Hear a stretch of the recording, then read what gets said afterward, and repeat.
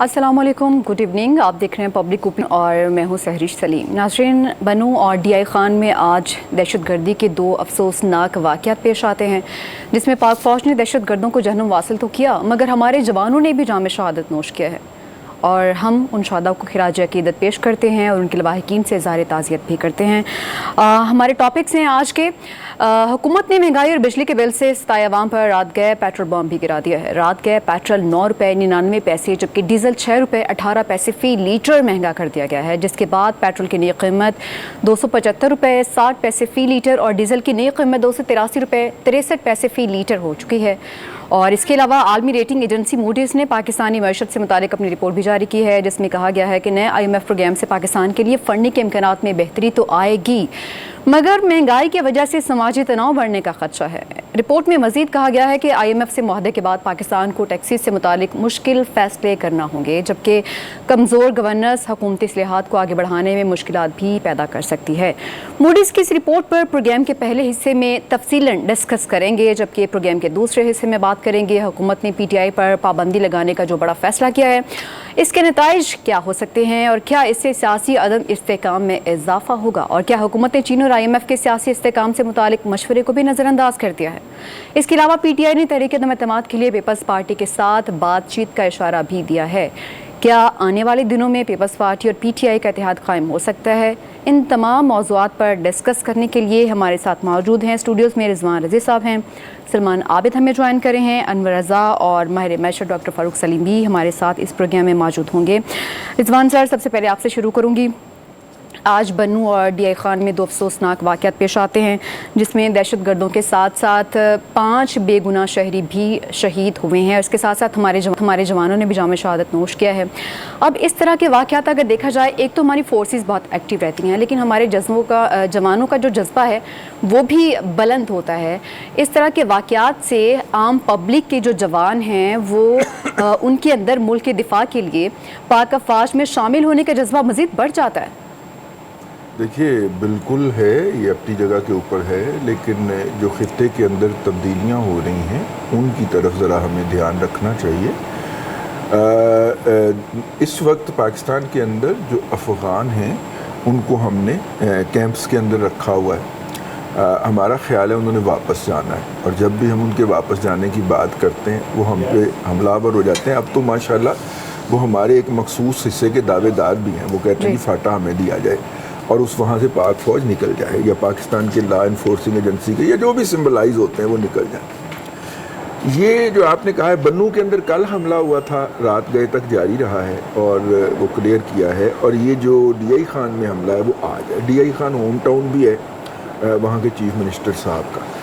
कल जो था वो क्लियर करते करते 8 जवान उसके अंदर शहीद हुए, बन्नू के अंदर, बन्नू कैंट के अंदर।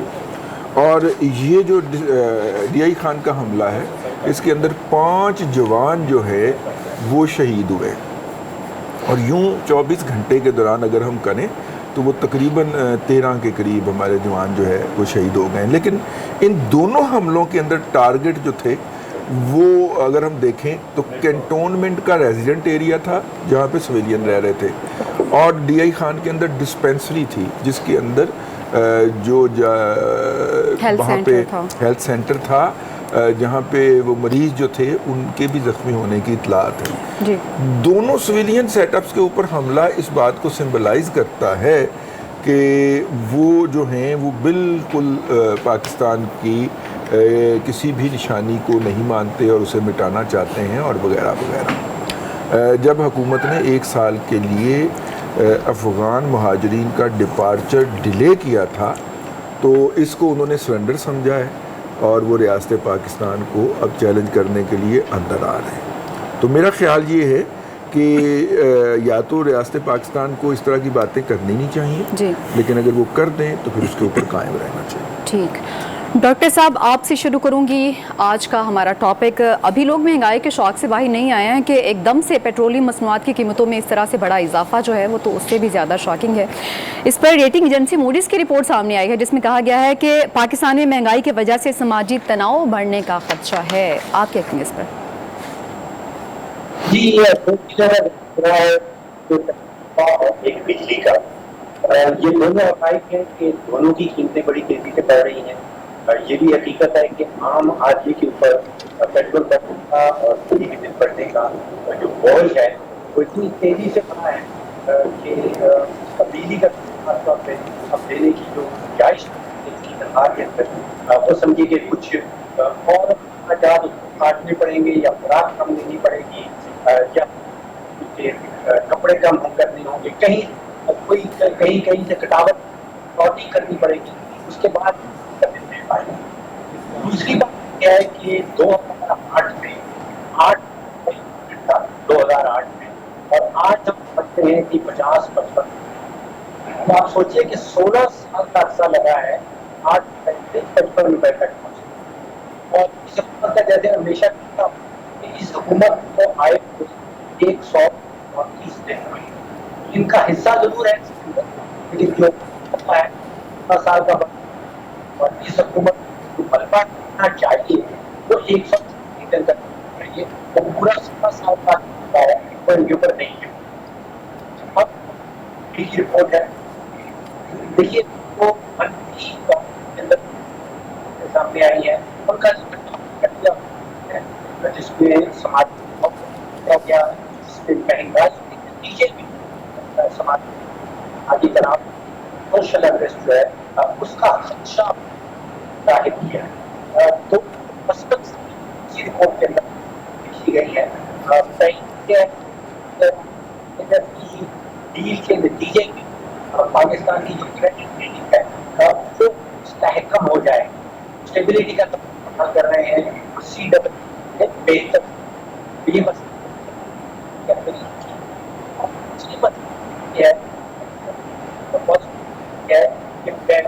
جو مالیاتی ضروریات جو تقریباً 21-22 پولیس کی رپورٹ یہ کہتی ہے کہ اب جس سمت میں پاکستان جا رہا ہے لگتا ہے ہو جائے تو ملی جلی ڈاکٹر صاحب کی آواز کٹ کے ہے, مجھے ان کی آواز ٹھیک سے سنائی نہیں دے رہی ہے. سلمان صاحب آپ سے پوچھوں گی کہ ریٹنگ ایجنسی نے بہت تفصیلاً پاکستان کے بارے میں لکھا ہے. انہوں نے کہا کہ اس طرح کی مشکل اصلاحات جو ہیں وہ اس وقت حکومت کے لیے جو خطرہ ہے وہ مزید بڑھا سکتی ہیں. اب دیکھا جائے تو ایک تو پہلے انتخابی مینڈیٹ جو ہے وہ مضبوط نہیں ہے, اس کے علاوہ اگر اس کے بعد بھی نون لیگ انتخابات میں حصہ لیتی ہے تو اس سے زیادہ مشکلات کا سامنا کرنا پڑ سکتا ہے. لیکن اب بات یہ ہے جو موڈیز کی رپورٹ ہے یا جو اس کے انڈیکیشنز ہیں وہ ظاہر کرتے ہیں کہ پاکستان کے اندر کے حالات, خاص طور پہ معیشت کے حالات اور لوگوں پہ جو معیشت کا دباؤ بڑھ رہا ہے مہنگائی کی صورت میں جی اور بیجا ٹیکسوں کی صورت میں یا بھاری بھرکم ٹیکسوں کی صورت میں, بالکل اس سے پاکستان کا جو سماجی انفراسٹرکچر ہے اس کے اندر کریکس پڑ رہے ہیں. اور وہ جو سماجی تناؤ کی بات کی ہے وہ اسی تناظر میں کی گئی ہے.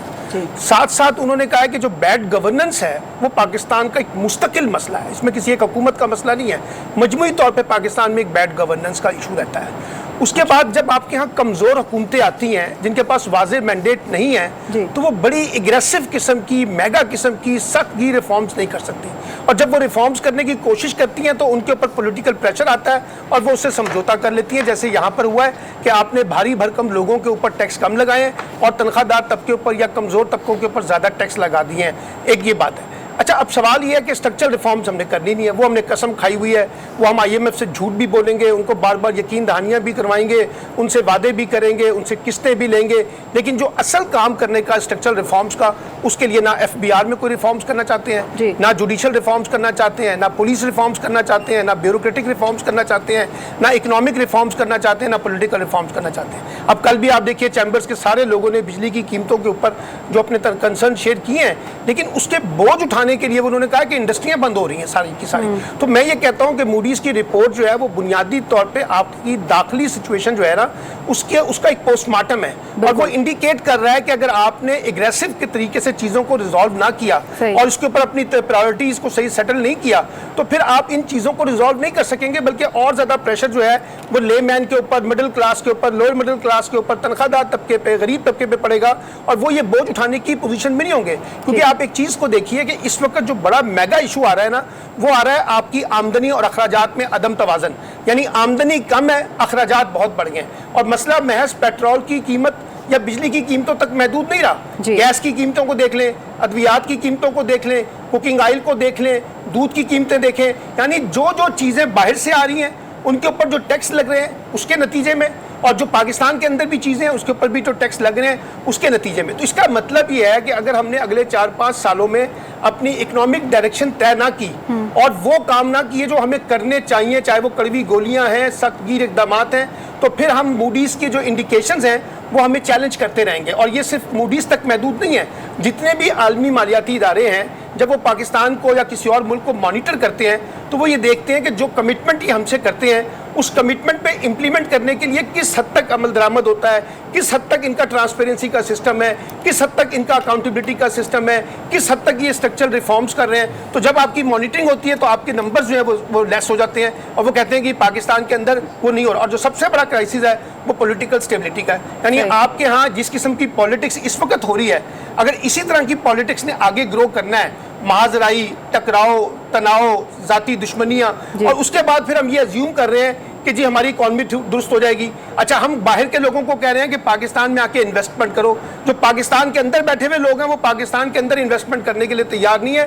اب زیادہ تر انویسٹمنٹ جو ہے وہ دبئی کے اندر ہو رہی ہے. تو یہ جو چیلنجز ہماری حکومتوں کو درپیش ہیں اس کا ریزولوشن کسی ایک جماعت کے پاس نہیں ہے. آپ کو ایک بڑی ریکنسیلیشن کی طرف جانا پڑے گا اور سارے لوگوں کو ایک اکانومی کے اوپر بنیاد بنا کر کوئی بڑے فیصلے کرنے ہوں گے, اور بھاری بھرکم لوگوں پہ زیادہ ٹیکس لگانا ہوگا, کمزور لوگوں پہ کم ٹیکس لگانا ہوگا. تب یہ نظام ذرا منصفانہ طریقے سے آگے بڑھ سکے گا. ادروائز یہ ایکسپلائٹیشن ہے کہ ٹیکس ہم دیں اور عیاشی جو ہے وہ اس ملک کا رولنگ بالکل ڈاکٹر صاحب اسی بارے میں بات کر رہے تھے. بالکل ڈاکٹر صاحب اسی بارے میں بات کر رہے تھے کہ یہ قیمتیں ابھی نہیں بڑھی ہیں, یہ بڑھتے بڑھتے یہاں تک پہنچی ہیں. انور صاحب, ایک تو IMF کے نئے پروگرام میں زیادہ ٹیکسز کا مطالبہ کیا گیا ہے, لیکن اس رپورٹ میں ہم نے یہ دیکھا کہ زیادہ ٹیکسز اور توانائی کی نرخوں میں مسلسل اضافہ فیوچر انویسٹمنٹ کو مشکل میں ڈال سکتا ہے, جبکہ دوسری جانب نئے IMF پروگرام سے پاکستان کے لیے فنڈنگ کے امکانات بھی بڑھ جائیں گے, یہ بھی لکھا گیا ہے رپورٹ میں. دیکھیے سارش, پاکستان 1950 میں IMF کا ممبر بنا اور پہلا قرضہ انہوں نے 1958 میں لیا.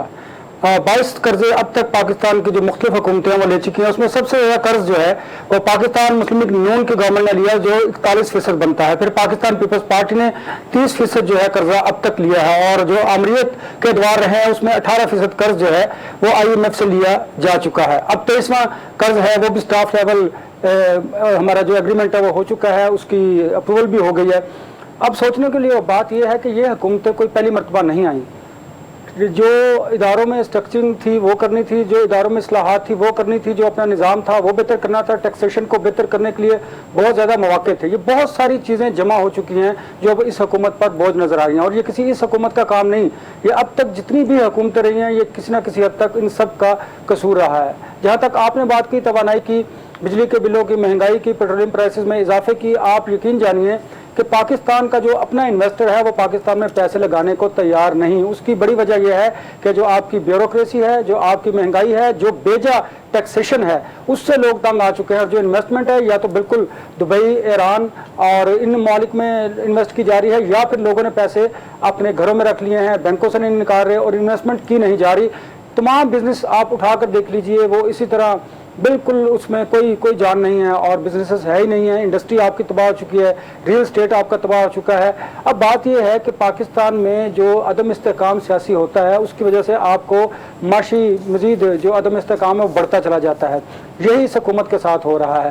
اب حکومت کو چاہیے تو یہ تھا کہ یہ مذاکرات کے ذریعے تمام چیزوں کو حل کرنے کی کوشش کرتی, لیکن اپوزیشن جو ہے وہ مذاکرات کی طرف نہیں آ رہی, جان بوجھ کر, اس لیے کہ وہ حکومت کو کمزور کرنا چاہ رہی ہے. حکومت کو کمزور کرنے کے سیاسی اس عمل میں پاکستان کا نقصان ہو رہا ہے. آپ کی معاشی جو صورتحال ہے وہ ابتر ہو رہی ہے, اور اس کا سارا جو نقصان ہے وہ پاکستان کے ساتھ ساتھ پاکستان کی عوام کو ہو رہا ہے. دیکھیں جو امیر طبقہ ہے, جو ذخیرہ اندوز ہیں, جو بڑے طاقتور اشرافیہ ہیں, وہ تو اپنی جگہ پر ٹھیک ہے, ان کے پاس تو اتنا سرمایہ ہے کہ وہ ان تمام حالات کا مقابلہ کر سکتے ہیں. مڈل کلاس جو ہے, غریب آدمی ہے, وہ پس چکا ہے, اور ان کے حالات اس طرح ہو چکے ہیں کہ پاکستان میں لا لیسنس بھی بڑھتی دکھائی دے رہی ہے.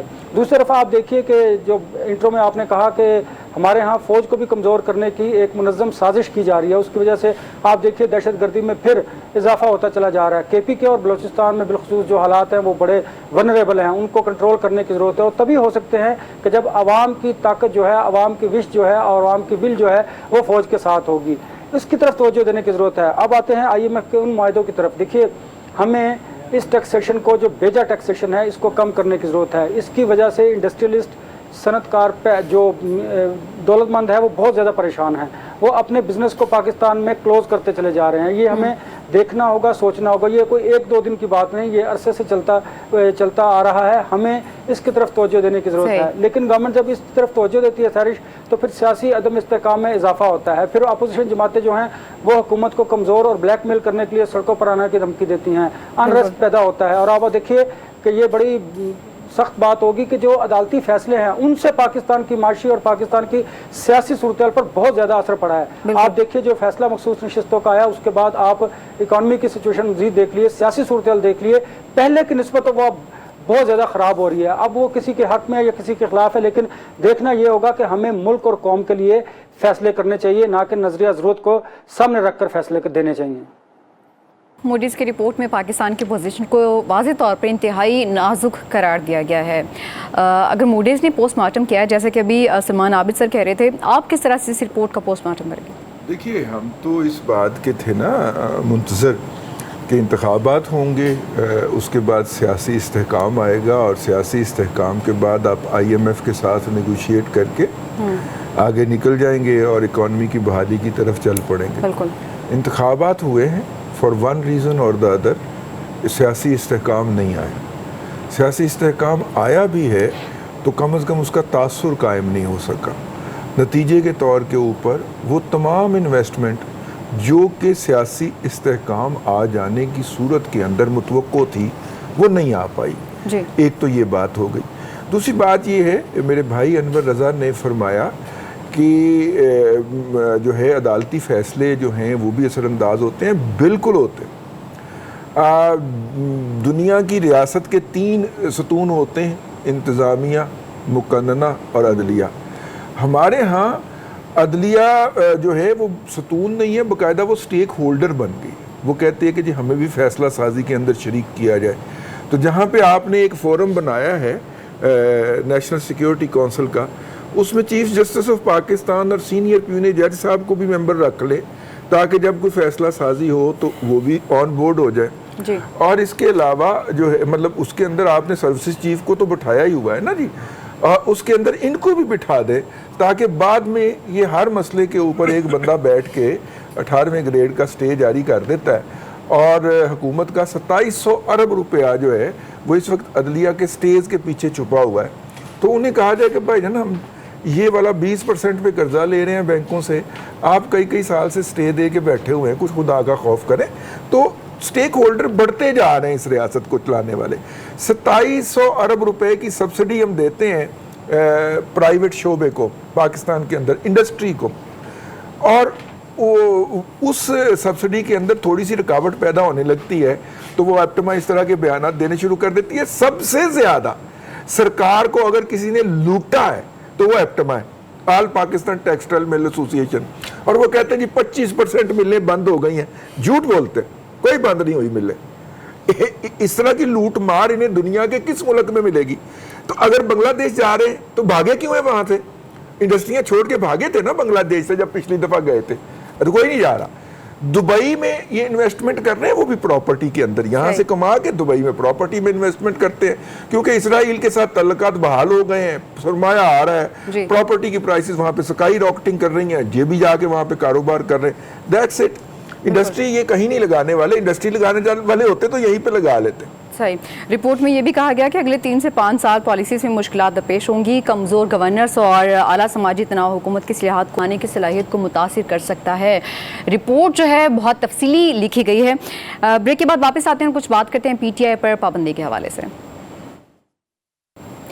Welcome back. बात करें मूडीज़ की रिपोर्ट के हवाले से। अनवर साहब, आपसे जानना चाहूँगी कि मूडीज़ ने जो रिपोर्ट पेश की है, इसमें वाज़ेह तौर पर यह कहा गया है कि पाकिस्तान के बैरूनी जो इस वक्त हालात हैं वो काफ़ी नाजुक हैं, लेकिन आपसे मैं ये पूछने की कोशिश कर रही हूँ कि मौशी इस्तेकाम के लिए सियासी इस्तेकाम कितना ज़रूरी है? देखिए, माशी इस्तेकाम के लिए सियासी इस्तेकाम ही बहुत ज़रूरी है। और आपने जो इंडिकेटर्स मूडीज़ ने बताए हैं वो बिल्कुल ठीक हैं कि अगर आपके मुल्क के हालात ठीक नहीं, आपका घर हाउस इन ऑर्डर नहीं है तो फिर बाहर से आपको कैसे कोई इन्वेस्टमेंट पाकिस्तान में करेगा, बाहर से कोई क्यों कर आप पर एतमाद करेगा। देखिए आपकी हुकूमत के जो कमज़ोर फैसले होते हैं उन पर जो इंटरनेशनल ऑर्गेनाइजेशंस होती हैं, इदारे होते हैं, ममालिक होते हैं, वो बिल्कुल बात करते हैं। आपको याद होगा कल मैंने गुजारिश की थी कि हुकूमत का पाकिस्तान तहरीक इंसाफ पर पाबंदी लगाने का जो फैसला है वो बिल्कुल गैर दानिशमंदाना है, क्योंकि हुकूमत ने जिस वक्त जो फैसला करना था उस वक्त नहीं किया। 9 मई के वाक़यात गुजर गए, फंडिंग केस गुजर गया, फिर आपको याद होगा कि जब ये बहुत बड़ा संगीन इल्ज़ाम हो सकता था कि IMF को ख़त लिखा कि पाकिस्तान को कर्ज ना दिया जाए, पाकिस्तान डिफ़ॉल्ट का ख़तरा था। ये है कौमी सलामती के इशू, इस पर बात की जा सकती थी। अब जब आप के खिलाफ फैसला आया है और अब आप इस तरह की अगर गुफ्तगू करेंगे तो आपको याद होगा कल जब मैंने बात की थी, आज अमेरिका ने उस पर तशवीश का इजहार किया, बाकी जो इंसानी हकूक़ तंजीमें वो इस पर बात कर रही हैं। बिलखसूस आप देखिए कि पाकिस्तान पीपल्स पार्टी, MQM और ANP समेत दीगर सियासी जमातें भी इसकी मुखालफत कर रही हैं। मेरी समझ से बालातर था कि हुकूमत ने ये इतनी जल्दी में, इतनी उजलत में ये इतना बड़ा फैसला कैसे कर लिया, फिर जबकि एक कमज़ोर इत्तेहादी हुकूमत, आपने इत्तेहादियों को तो कम अज़ कम एतमाद में लेना था। लिहाजा हुकूमत को अब भी चाहिए कि बैठे टेबल पर मुज़ाकरात के ज़रिए बात को हल करने की कोशिश करे। बाकी उनका ये आईनी हक है कि वो अदालतों में जाएँ, रिव्यू पिटिशन उन्होंने फाइल कर दी है, उसकी तरफ बढ़ें, उधर केस लड़ें, आप इलेक्शन कमीशन में जाएँ, हर तरफ जो आपको आईनी और कानूनी रास्ता है वो इस्तेमाल कीजिए। पार्लियामेंट बहुत बड़ा फोरम आपके पास मौजूद है, अगर 2/3 अक्सरियत नहीं तो कम अज़ कम आप कौमी असम्बली का फौरी इजलास बुलाकर वहाँ पर ये डिबेट शुरू कर सकते हैं। देखिए अगर इदारे एक दूसरे के इख्तियारात में मुदाखलत करेंगे तो इस तरह के हालात पैदा होंगे और ये इन हालात से नुकसान मुल्क का होगा। हुकूमतें आती हैं चली जाती हैं, लेकिन रियासत को नुकसान नहीं होना चाहिए। हमें रियासत को नुकसान से बचाने के लिए अपनी सियासत और अपने नजरियात को एक तरफ रख कर मुल्क और कौम के वसी तर मफाद में फैसले करने हैं और फैसले पर ज्यादा बोझ जो है वो हुकूमत पर होता है। अपोजिशन हमेशा ये कोशिश करती है कि वो हुकूमत को कमजोर करे। हुकूमत को कमजोर करने की आड़ में रियासत को भी कहीं ना कहीं नुकसान जरूर पहुंचता है।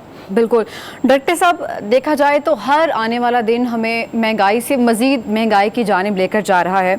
अब IMF का आइंदा प्रोग्राम जो है वो किस तरह से, ज़ाहिर सी बात है कहा गया है कि टैक्सेस बढ़ाए जाएं तो आवाम के लिए तो मुश्किलात मज़ीद बढ़ जाएंगी। देखिए कोई 24 प्रोग्राम कर चुके हैं, 25वें प्रोग्राम की तरफ जा रहे हैं और जो भी हुकूमत आती है वो बकरा बनाती है, कुर्बानी का बकरा बनाती है IMF को। देखिए IMF ये कहता है कि अगर आपके बजट में 8,000 अरब का खसारा है तो खुदाया या तो अपनी आमदन बढ़ाएं और या अखराजात कम करें। अब जो हुकूमत है अगर वो अखराजात कम करने में कामयाब नहीं हो पाती तो फिर उसे टैक्स बढ़ाने पड़ते हैं जी। अब हमारी कनपट्टी पे बंदूक रख के हमें कोई जबरदस्ती IMF के पास नहीं लेके जाता। मैं बार बार ये कह रहा हूं, बिल्कुल अपनी गलतियों की नतीजे में, गलत माशी पॉलिसी के नतीजे में IMF के पास जाते हैं। अब ये तवक्को रखना कि IMF जो है वो पाकिस्तान की माशी तरक्की के लिए काम कर रहा है, तो ये जो आलमी मालियाती इदारे हैं ये अपने आर्टिकल्स एंड एग्रीमेंट के तहत काम कर, उसमें ये नहीं लिखा हुआ कि IMF ने अपने किसी मेंबर के माशी तरक्की की तरफ काम करना है। वो माशी इस्तेहकाम की तरफ जरूर जाता है कि वो एक स्टेबिलिटी प्रोवाइड कर दे अपने मेंबर मुल्क को, लेकिन माशी तरक्की करना जो है या तरक्की की पॉलिसीज बनाना जो है वो पाकिस्तान की अपनी सियासी और माशी क़यादत की जिम्मेदारी है, ये IMF की जिम्मेदारी नहीं। तो जैसे मेरा फेवरेट है कि हम काला तरीन बकरा ढूंढते हैं कुर्बानी के लिए और IMF जो है वो काला तरीन बकरा बना के हम पेश करते हैं कि बिजली के रेट बढ़ गए IMF की वजह से, टैक्स बढ़ाने पड़ रहे हैं IMF की वजह से। IMF ये कहता है कि बिजली के शोबे में आप 400 अरब का नुकसान ना करें। अब चोरी हो रही है पेशावर इलेक्ट्रिक सप्लाई में 40% चोरी हो रही है, चोरी हो रही है सक्खर इलेक्ट्रिक में 35% चोरी हो रही है। तो आपने जो शुरू में बात की थी पेट्रोल और बिजली की महंगाई, तो देखिए जब तक चोरी नीचे नहीं आएगी बिजली का टैरिफ नीचे नहीं आ सकता। आप और मैं मिलके जो चोरी हो रही है बिजली उसकी पेमेंट भी आपने और मैंने करनी है। जो पेट्रोल का मामला है वो जरा सा फर्क है।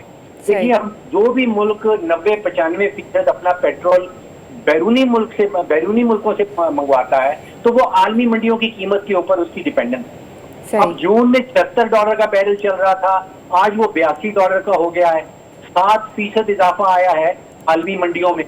अब हम इस चीज की तवक्को रखें कि पाकिस्तान की हुकूमत जो है वो पेट्रोल सस्ता कर देगी पाकिस्तान में, तो ये उसकी कैपेसिटी से बाहर है, ये उसकी काबिलियत से बाहर है, ये हो नहीं पाता। बिजली की कीमत जरूर कम हो सकती है। ٹھیک ہے رضی صاحب، ابھی جیسا کہ بات کر رہے ہیں ڈاکٹر صاحب نے بھی کہا کہ کیوں حکومتی اخراجات کم ہونے کا نام نہیں لے رہے ہیں، وہ کیوں نہیں سوچ رہے ہیں اس بارے میں، سارے مشکل فیصلے صرف عوام کے لیے کیوں رکھے جاتے ہیں؟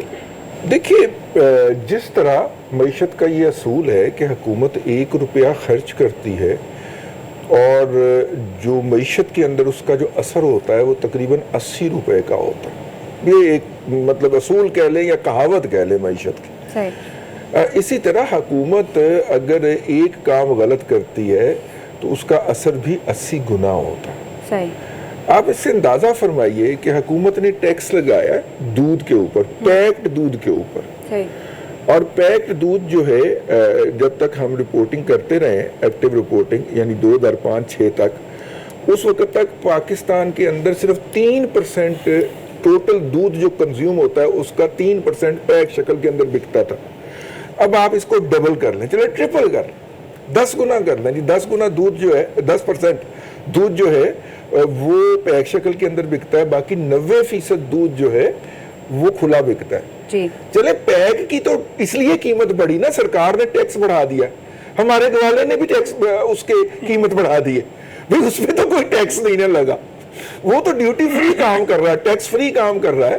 اس نے بھی اس کی پرائس بڑھا دی ہے دودھ کی، اس نے کہا جی دودھ کی قیمتیں بڑھ گئی ہیں. اب یہ جو رویہ ہے نا جس کے اندر ایک گوالا بھی جو ہے وہ مافیا بنا ہوا ہے، جی ٹھیک ہے نا، وہ بھی اپنے مفادات سے پیچھے آنے کو تیار نہیں ہے. جی. میرا کہنے کا مطلب یہ ہے کہ دیکھیے ریاست کو کہیں نہ کہیں اپنا قدم نیچے رکھنا ہوتا ہے. اسے he will have to put his foot down. یعنی بڑے لوگوں، کون سی بڑا سیگمنٹ آف سوسائٹی ہے جس کو ٹیکس کے معاملات کے اندر چھیڑا ہے سرکار نے؟ بینکوں کے اوپر حکومت نے جو کہ 9,775 ارب روپے جنہوں نے اس سال ٹیکس سود کی مد میں کمائی کرنی ہے صرف سرکار سے، باقی انہوں نے جو عوام کی جیب کاٹنی ہے وہ مجھے پتا چلا. میں جو کارڈ میں نے ATM رکھا ہوا ہے اس کا جو ہے وہ ٹیکس ڈبل ہو گیا، اس کا خرچہ ڈبل کر دیا بینک نے ایک بھیج کے. وہ مجھے SMS آیا ہے اور اس کے بعد وہ پتا چلا کہ وہ سال کے جناب اچھے بھلے پیسے انہوں نے کاٹ لینے 5-6 ہزار روپیہ. کہنے کا مطلب یہ ہے چلیں وہ اس کے عوض سروسز دیتے ہیں آپ کو، وہ بینک پسند نہیں آپ بینک تبدیل کر لیجئے. لیکن کہنے کا مطلب یہ ہے کہ بینکوں نے اتنے پیسے کمانے تھے، انہوں نے گئے ہیں وہ عسکری بینک کی امامت کے اندر اسلام آباد ہائی کورٹ میں. اسلام آباد ہائی کورٹ وہ ہے کہ جس کو عسکریوں کا نام سن کے جن کی آنکھوں میں سے شرارے نکلنے شروع ہو جاتے ہیں، اور فلانے کو بھی بلا لو، ٹمکانے کو بھی بلا لو.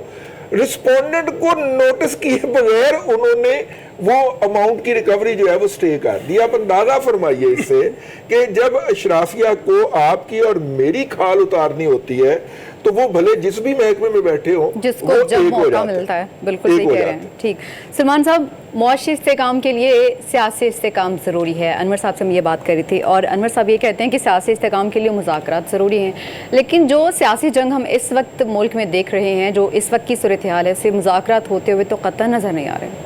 دیکھیں مذاکرات جو کہ نہ ہونے کی وجہ کوئی ایک فریق نہیں ہے. حکومت بھی اس میں کافی حد تک ذمہ دار ہے، عمران خان کی جماعت بھی اس میں کافی حد تک ذمہ دار ہے، اور باقی جماعتوں نے بھی کوئی رول پلے نہیں کیا. میرے ذہن میں یہاں پہ ایک بات آئی ہے، میں نے سوچا لگے تو میں آپ سے یہ بھی پوچھ لوں. اگر اپوزیشن اور حکومت جو ہے وہ اس طرح سے مذاکرات نہیں کر پا رہی ہے تو بیچ میں ایسا کون ہو سکتا ہے جو کہ بیچ میں آئے، مذاکرات کروائے یا دونوں پارٹیز کو لے کر بیٹھے؟ جس کے پاس طاقت ہے، جو پاکستان میں کتنے سالوں سے جو آپریٹ کر رہا ہے، جو سیاسی جماعتوں کو بٹھاتا بھی ہے، سیاسی جماعتوں کو تقسیم بھی کرتے ہیں، جو حکومت بھی بناتے ہیں، جو حکومت کو بگاڑتے بھی ہیں، جو حکومت کو گراتے بھی ہیں. لیکن اب مسئلہ کیا ہے؟ مسئلہ یہ ہے کہ اگر ہم نے مفاہمت کرنی ہے جو سیاسی جماعتیں نہیں سمجھ رہی، چاہے اس میں پیپلز پارٹی ہو، PMLN ہو، PTI ہو، سب جب آپ آپس کی لڑائی میں دست و گریبان ہوں گے، ایک دوسرے کے کپڑے اتاریں گے، تو پھر آپ کے اس نتیجے میں، اس لڑائی کے نتیجے میں جمہوریت کہاں رہے گی؟ مثلا مثال کے طور پہ ہم یہ کہتے ہیں جی عمران خان اسٹیبلشمنٹ سے مذاکرات کرنا چاہتے ہیں، سیاسی جماعتوں سے نہیں. میں آپ سے سوال پوچھتا ہوں کہ جس وقت یہ لندن پلان کی باتیں ہو رہی تھیں، یہ جو جنرل باجوہ کے ساتھ ڈائلاگ چل رہا تھا وہ کیا سیاسی جماعتوں کے ساتھ چل رہا تھا؟ اس وقت بھی PMLN کے لوگ اور پیپلز پارٹی کے لوگ اور JUI کے لوگ، یہ سب لوگ کہاں انگیج تھے؟ ان کو بھی پتا تھا طاقت کا مرکز کہاں پر ہے.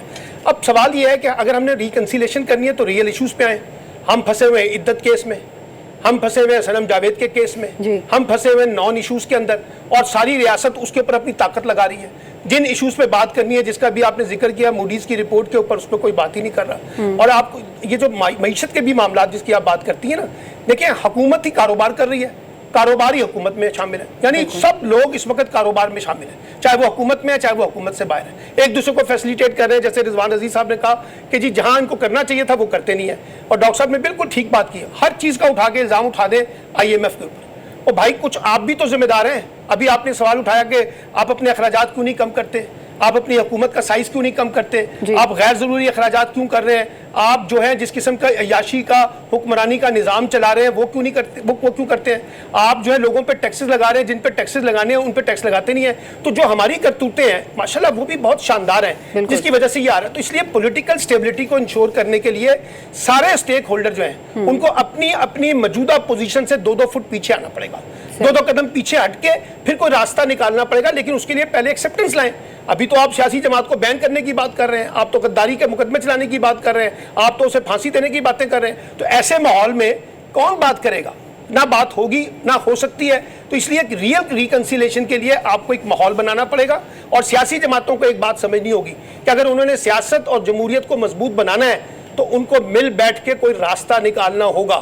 یہ آپس کی لڑائیاں, ایک دوسرے کے کپڑے اتارنا, ایک دوسرے کو دستے گریبان ہونا, ایک دوسرے کے سنگین الزامات, ذاتیات پر مبنی کردار کشی کرنا, یہ مسئلے کا حل نہیں ہے. یہ سیاست کو اور جمہوریت کو اور زیادہ بگاڑ پیدا کرے گا, اور جب یہ بگاڑ پیدا کرے گا تو اس کے نتیجے میں کسی قسم کی کوئی معیشت کامیاب نہیں ہو سکتی. بالکل, معیشت کو مضبوط کرنا ہے تو تمام جماعتوں کو مل کر بیٹھنا ہوگا. اس وقت حکومت جو ہے اس کو چاہیے کہ اس طرح کے مشکل فیصلے اگر کرنے پڑتے ہیں, اگر حکومت اتحادی ہے تو اتحادی جماعتوں کے ساتھ مشاورت بھی ضروری ہے. واپس آتے ہیں بریک کے بعد, آپ ساتھ رہیے گا. Welcome back. ناظرین, گزشتہ روز ایک فیصلہ سامنے آتا ہے, ایک اعلان سامنے آتا ہے جس میں وزیر اطلاعات عطا تارڑ جو کہتے ہیں کہ PTI پر پابندی لگانے کا فیصلہ کیا جائے گا حکومت کی جانب سے. اور آج نائب وزیر اعظم اسحاق ڈار نے یہ کہا کہ PTI پر پابندی کا فیصلہ نہیں ہوا ہے, یہ فیصلہ اتحادیوں سے مشاورت کے بعد کیا جائے گا. رضی صاحب, یہاں پر میرے ذہن میں یہ پوائنٹ آتا ہے کہ اگر اس طرح کی ہڑبڑاہٹ ہوتی ہے, بجٹ سے پہلے بھی ہوئی, مشاورت نہیں کی گئی تھی, آج شیری رحمان صاحبہ بھی پریس کانفرنس کر رہی تھی, انہوں نے بھی یہ کہا کہ مشاورت نہیں کی گئی, اب یہ فیصلہ سامنے آتا ہے, تو آج بھی یہی کہا گیا ہے کہ اتحادیوں سے مشاورت کی جائے گی, تو اس طرح کے اعلانات سے پہلے کیوں نہیں مشاورت کی جاتی؟ دیکھیے, یہ سیاست ہو رہی ہے, ہر کوئی سیاست کر رہا ہے. آج بانی PTI نے پیپلز پارٹی سے مذاکرات کا اعلان بھی کر دیا ہے. یہ سیاست ہو رہی ہے. پیپلز پارٹی جو ہے چونکہ اقتدار میں ہے, اور پیپلز پارٹی جو اقتدار انجوائے کر رہی ہے وہ والا اقتدار اس وقت کوئی انجوائے نہیں کر رہا. میرے بھائی سلمان آبادی سمر کی گواہی دیں گے. بالکل ٹھیک بات. مطلب کہ جسے کہ ان اکاؤنٹڈ فار, ان پریسیڈنٹ نہیں, ان اکاؤنٹڈ. سر, گورنر کی کوئی اکاؤنٹیبلٹی نہیں ہے, چیئرمین سینٹ کی کوئی اکاؤنٹیبلٹی نہیں ہے, ٹھیک ہے نا, صدر کی کوئی اکاؤنٹیبلٹی نہیں ہے. وہ ایسا اقتدار انجوائے کر رہی ہے جس کا انہیں کل کو حساب بھی نہیں دینا. یعنی ہماری قومی اسمبلی جو 350 بندوں سے چلائی جا سکتی ہے, وہاں پہ 12,000 بندہ بھرتی کر کے بھی پیپلز پارٹی کو صبر نہیں آیا, پھر بھرتیاں کیا آ رہی ہیں, ٹھیک ہے نا. یہ جو ہم روتے ہیں نا کہ ہماری اخراجات کم کیوں نہیں ہوتے, اس لیے نہیں ہوتے, اور اس پہ فخر کا اظہار کرتے ہیں کہ ہمیں پھر موقع ملے, ہم پھر نوکریاں دیں گے. ہیونگ سیڈ دیٹ, واپس آتے ہیں. دیکھیے, بات یہ ہے کہ PMLN نے جو فیصلہ آیا تھا مخصوص سیٹوں کا, اس کے بعد PMLN کے جو منسٹر سے لے کے اور گراس روٹ لیول تک کے کارکن جو تھے وہ باقاعدہ ڈاؤن ہو گئے تھے. مطلب کہ ان کے ہاں سے یہ تاثر آ رہا تھا, یہ میں اپنا تجزیہ پیش کر رہا ہوں, آئی مے بی رانگ, ان کے ہاں سے یہ تاثر ابھر رہا تھا کہ جیسے ہم تو گئے, ہم تو مارے گئے, لٹے گئے, گئے بیڑے غرق ہو گئے. آپ دیکھیے, اس ایک پریس کانفرنس کے بعد وہ جو منسٹر سے لے کے کارکن تک کا بندہ تھا وہ اٹھ کے کھڑا ہو گیا. انہوں نے اس سے پولیٹیکل گین کیا, اور انہوں نے کہا کہ جناب ہم لڑیں گے آپس. حالانکہ جو دونوں اقدامات کیے ہیں وہ لڑنے والے نہیں, وہ لیٹنے والے ہیں جو انہوں نے کیے. لیکن انہوں نے اپنے کارکن کو, اپنی پوری پولیٹیکل سٹریٹجی کو ایک دفعہ ری ویمپ کر لیا. اب وہ مکر جائیں کہ جناب وہ ہم جو ہے مشورہ کر کے کریں گے. یہ انہوں نے پالیٹکس کی ہے, اور ہر پارٹی کو اپنی پالیٹکس کرنے کا حق حاصل ہے. PMLN کے पाँव में से उसकी जवाबी पॉलिटिक्स भी हो गई है। बानी पीटीआई ने कह दिया है कि हम जनाब इन हाउस चेंज के लिए जो है वो उसके लिए भी तैयारी कर मुज़ाकरात भी कर सकते हैं। और जनाब पाकिस्तान के सबसे बड़े जर्नलिस्ट जो हैं उन्होंने भी इस्लामाबाद में खड़े होके एडवाइस कर दी है कि नो कॉन्फिडेंस लाया जाए मौजूदा हुकूमत के खिलाफ। तो हमारे यहाँ अजीब किस्म का सियासी हड़बूंग मचा हुआ है। बिल्कुल। और ये सियासी हड़बूंग जो है, मैं आखिरी फिक्रा कह के इजाजत चाहूंगा, डॉक्टर साहब जो हैं वो मैं चाहूंगा कि इसके ऊपर तबसरा करें कि ये सियासी हड़बूंग ऐन उस लम्हे शुरू होता है जिस लम्हे प्रेस रिलीज IMF की वेबसाइट पे जारी होती है कि स्टाफ लेवल एग्रीमेंट पाकिस्तान के साथ हो गया है। पाकिस्तान के अंदर एक सियासी हड़बूंग मच जाता है। इसकी मुझे साइंटिफिक कोई रीजन समझ नहीं आती, लेकिन वो लम्हा था जिस लम्हे ये सियासी हड़बूंग शुरू हो गया। अब हमें कुछ समझ नहीं आ रही कि हो की रहे। सही। डॉक्टर साहब सुन पा रहे हैं आप? जी जी बिल्कुल। क्या कहेंगे आप? देखिए, पहली बात तो जो सियासत का मैदान होता है, चाहे वो पाकिस्तान में हो या भी,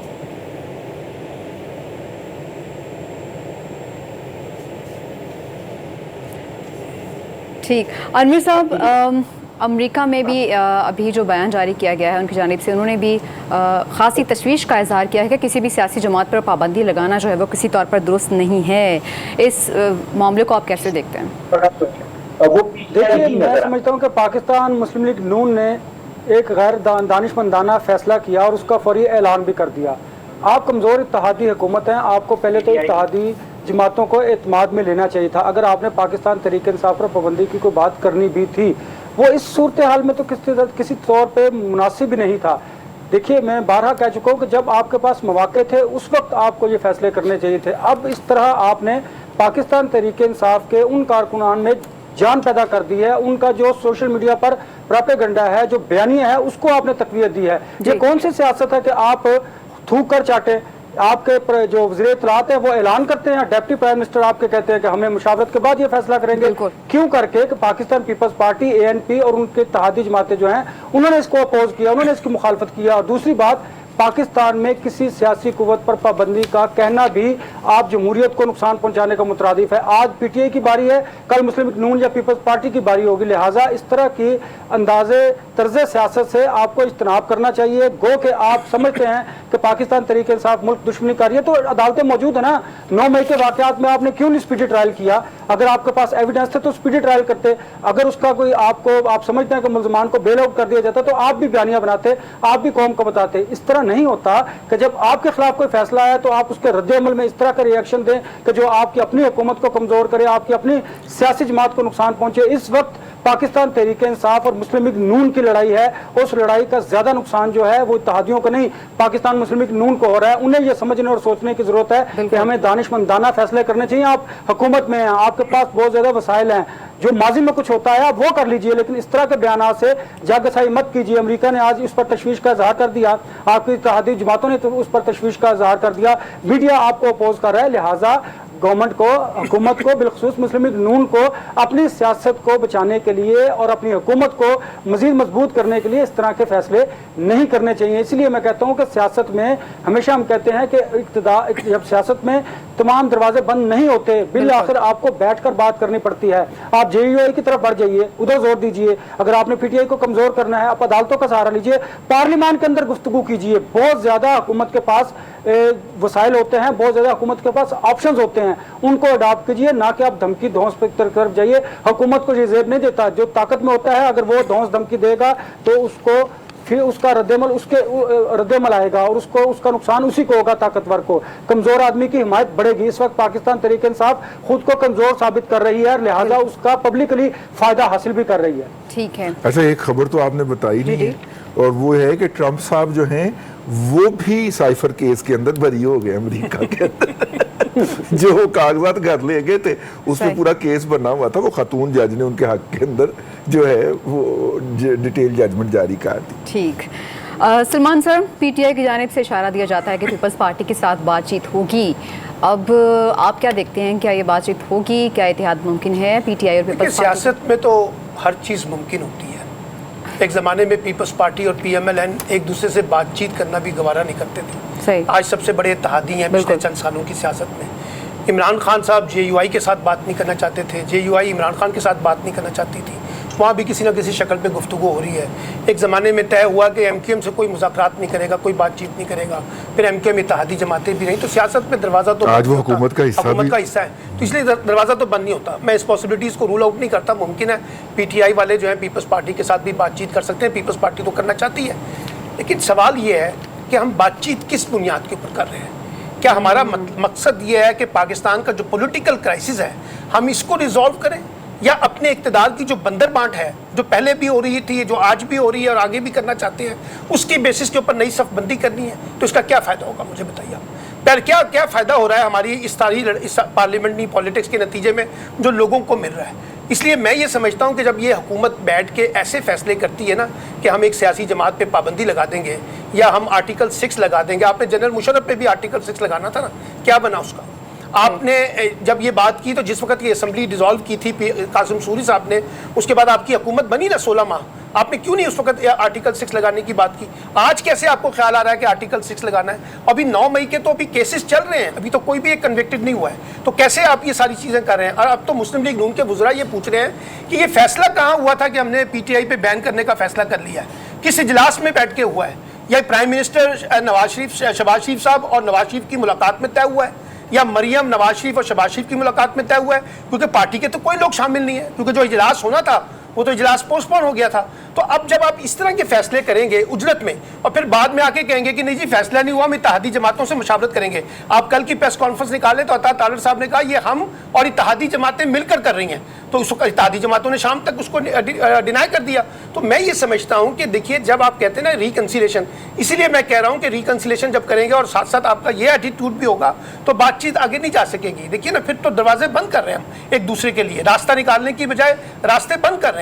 تو اس لیے اس مسئلے کا حل یہ نہیں ہے جو ہم مسئلے کا نکال رہے ہیں. آپ نے کسی کا مقابلہ کر رہے ہیں, بالکل کریں, عدالتیں بھی حاضر ہیں اور سیاست بھی حاضر ہے, سیاسی میدان بھی حاضر ہے, عدالتوں کے فورم بھی اختیار کریں. اب عدالتوں کا مسئلہ یہ ہے کہ عدالتوں سے آپ کے حق میں فیصلہ ہے تو بہت اچھی عدالتیں ہیں, عدالتوں سے فیصلہ خلاف آئے تو عدالتیں ساری کرپٹ ہیں, وہ بکی ہوئی ہیں, وہ لاڈلے کے ساتھ. اور یہ ایک جماعت کا مسئلہ نہیں ہے, پاکستان میں اب مجموعی طور پہ دیکھیں عدالتی فیصلوں کو تسلیم نہیں کیا جاتا, انتخابات کے نتائج کو تسلیم نہیں کیا جاتا. ہمارا یہ مجموعی مزاج بن چکا ہے, ہمارے حق میں چیز ہوگی تو ٹھیک ہے, ہمارے حق میں چیز ٹھیک نہیں ہے, نتیجہ ہمارے خلاف آیا ہے تو یہ ٹھیک نہیں ہو رہا. تو اس لیے اس طرح کی پالیٹکس کے ساتھ, اس طرح کے رول آف گیم کے ساتھ, اگر اس طرح کی چیزوں کے ساتھ ہم آگے بڑھنے کی کوشش کریں گے تو ہم آگے نہیں بڑھ سکیں گے. ہمیں اپنے پولیٹیکل ایٹیٹیوڈ کو ڈیموکریٹک طریقے سے اور کانسٹیٹیوشنل طریقے کے فریم ورک میں لانا ہوگا. ادروائز یہ جس قسم کی سیاست ہم کر رہے ہیں اس سے پاکستان کے عوام کو کوئی فائدہ ہونے والا نہیں. ایک فکرہ, کئی پارٹیاں فیصلہ کہ اناؤنسمنٹ سے پہلے ججوں کو گالیاں دے رہی ہوتی ہے سوشل میڈیا کے اوپر, اور جب ججمنٹ پرناؤنس ہو جاتی ہے تو اس کے بعد پھر جناب وہ بلے بلے اور واہ واہ شروع ہو جاتی ہے. وہ پہلے احتیاطاً غصہ نکالا جاتا ہے, پہلے احتیاطاً گالیاں دی جاتی ہیں, بلیک میل کیا جاتا ہے, ہم نے یہ بھی دیکھا کہ بلی کیا جاتا ہے. پاکستان کی سیاست کے اندر بلی بڑا ہوتا ہے. ابھی دیکھیں نا مشیر عالم صاحب نے صرف سوشل میڈیا کی بولنگ کی وجہ سے ایڈ ہاک جج لگنے سے انکار کر دیا. بالکل ایسا ہی ہے. ڈاکٹر صاحب کچھ دیر پہلے آپ کہہ رہے تھے کہ سارا ملبہ جو ہے وہ IMF پر ڈال دیا جاتا ہے, جبکہ ہم یہ بھی بات کر رہے ہیں کہ بڑے فیصلے کرتے وقت مشاورت نہیں کی جاتی ہے. یہ تو اتحادی جماعتیں کہہ رہی ہیں, لیکن ایک طرح سے دیکھا جائے تو یہ تو ان کے لیے فائدے کی بات ہے, کیونکہ سارا غصہ جو ہے, سارا ملبہ جو ہے وہ تو حکومت پر گرتا ہے. دیکھیے بنیادی مسئلہ سامنے رکھ لیں, ہمارے یہاں کوئی 110 سے زیادہ ٹیلی ویژن چینل چل رہے ہیں. سبھی چینلز پہ بڑے بڑے تجربہ کار, تجزیہ کار, بڑے بڑے ذہن, انور رضا صاحب جیسے, رضوان رضی جیسے, سلمان عابد جیسے بیٹھے ہیں اور سیاسی حقائق آپ کے سامنے رکھتے ہیں. اور یہ کام 25 سال سے ہو رہا ہے. معاشی حقائق آپ کے سامنے رکھتے ہیں, سیاسی عدم استحکام کی وجوہات سامنے رکھتے ہیں. اس سارے کھیل سے 25 سال سے ہم نے نتیجہ کیا نکالنا ہے, ہم نے حل کیا نکالنا ہے, ہم نے سبق کیا سیکھنا ہے. کیونکہ یہ سبق جو میرے ذہن میں آتا ہے وہ یہ ہے کہ جب تک معیشت اور سیاست کے درمیان میں ایک فائر وال نہیں کی جائے گی, ان دونوں کو الگ الگ نہیں کیا جائے گا, اس وقت جو ہے وہ 24 کروڑ پاکستانیوں کا جو مسائل ہیں یا ان کی بہتری جو ہے وہ سامنے نہیں آ پائے. اور ماڈل ہمارے سامنے ہے, بہت سارے ممالک میں اسی سیاسی استحکام کے نتیجے میں بہت کچھ سیکھا ہے. آپ یقین کیجئے کہ دوسری جنگ عظیم اور آج کے درمیان اٹلی کے اندر کوئی 60-70 وزرائے اعظم آئے اور گئے، یعنی کہ تقریباً ہر سال ایک نیا وزیر اعظم آ جاتا ہے.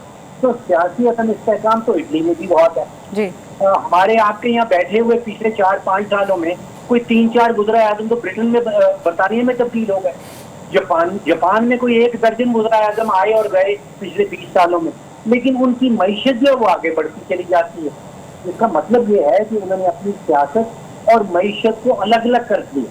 تو ہمیں اگر کوئی سبق سیکھنا ہے پچھلے 25 سال سے تو یہ ہے کہ جب تک سیاست اور معیشت کو الگ الگ نہیں کیا جائے گا کوئی اچھا سینیریو فیوچر میں نظر نہیں آتا. بالکل. انور صاحب بہت کم ٹائم ہے، میں جلدی پوچھنا چاہوں گی کہ آج خواجہ آصف صاحب بھی گفتگو کرتے ہوئے کہہ رہے تھے عدالتیں اپنے احترام کروائیں اور سیاستدانوں کو اتنا کمزور نہ سمجھیں. دیکھا جائے تو جب فیصلے حق میں آتے ہیں عدالتوں کو پریز کیا جاتا ہے. رضی صاحب اسی بارے میں بات کر رہے تھے، اور جب فیصلے حق میں نہیں آتے تو پھر مخالفت شروع کر دی جاتی ہے ججز کی اور عدالتوں کی بھی. دیکھیے اس طرح کے سیاسی بیانات سے بہتر ہے کہ آپ پریکٹیکل کچھ کر کے دکھائیے. آپ پارلیمان کے اندر گفتگو کیجیے، آپ عدالتوں کو فیس کیجیے، آپ پبلک اوپینین کو بہتر کیجیے، بنائیے. اس طرح اگر آپ گورنمنٹ میں بیٹھ کے عدالتوں کو، اداروں کو، جس طرح کے بھی فیصلے ہو، ہم بھی شاید اس فیصلے سے نالا ہوں گے، ہمیں بھی اعتراض ہوگا، لیکن آپ کو آئینی اور قانونی راستہ اختیار کرنے کی ضرورت ہے. اس طرح کی جو دھمکیاں ہوتی ہیں، اس طرح کی جو گفتگو ہوتی ہے، اس کا بھی نقصان ہوتا ہے. آپ اپنی پروسیکیوشن کو مضبوط کیجیے نا. 9 مئی کے واقعات میں اگر آپ کے پاس ایویڈنس ہے تو عدالتوں کو دیجیے نا، ایکسپلائٹ کیجیے، کیسز کو آگے بڑھائیے. وہ آپ کر نہیں سکتے. حکومت تھی، آپ کے پاس اختیار تھا، آپ نے خود کچھ نہیں کیا. آپ اپنا سارا اپنی کمزوریوں کا اور اپنے ناقص جو فیصلے ہیں ان کو آپ ملبہ اگر آپ عدالتوں پر ڈالیں گے، یہ مناسب نہیں ہوگا. عدالتیں جو کچھ کر رہی ہیں وہ پبلک دے رہی ہے، ہم دیکھ رہے ہیں، لیکن آپ اپنے بھی فیصلوں پر ذرا نظر ثانی کیجیے اور اپنا قبلہ بھی درست کرنے کی آپ کو ضرورت ہے. بالکل. انور صاحب یہ کہہ رہے ہیں کہ سیاسی بیانات کے بجائے کام کر کے دکھایا جائے تو زیادہ بہتر ہے. پارلیمنٹ میں جا کر بات کریں. اس کیمپ کا وقت ختم ہو جاتا ہے. اجازت دیجیے. اللہ حافظ.